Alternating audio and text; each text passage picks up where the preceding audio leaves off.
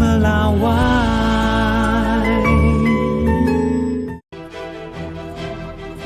Awal pekan ini Sekjen DPR mengecek rumah dinas anggota Dewan di Kalibata, Jakarta Selatan yang dianggap sudah tak layak. Rumah dinas ini tidak akan ditempati lagi oleh anggota DPR periode 2024-2029. Menurut Sekjen DPR, setiap hari ada 15 laporan keluhan yang masuk terkait kondisi rumah dinas DPR, seperti kebocoran atap, banjir, adanya tikus, dan rayap.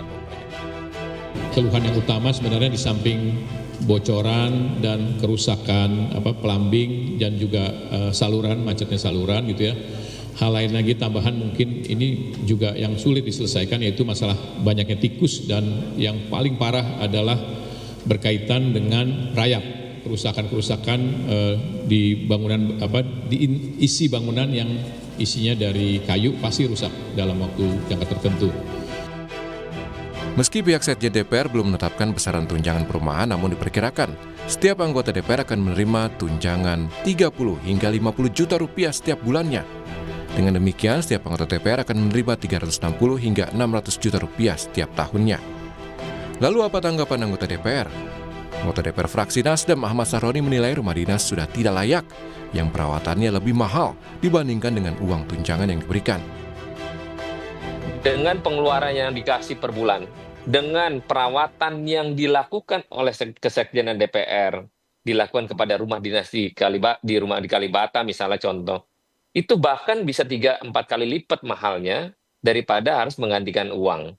Nah, di sisi lain, ya maaf nih, kan anggota DPR yang terpilih 580 anggota DPR, kan sebelumnya pasti punya rumah lah.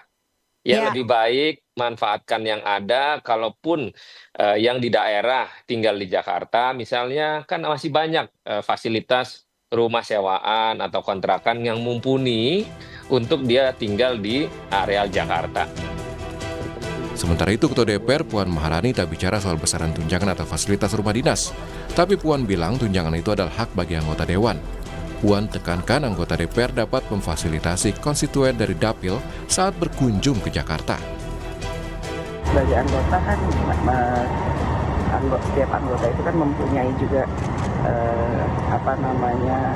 hak dan kewajiban untuk bisa kemudian nantinya memfasilitasi jika kemudian ada konstituen atau kemudian ada orang dari Dapil datang dan lain-lain sebagainya. Tidak adanya fasilitas rumah dinas diketahui melalui surat Sekjen DPR perihal penyerahan kembali rumah jabatan anggota. Surat ditandatangani 25 September 2024. Tim Liputan, Kompas TV.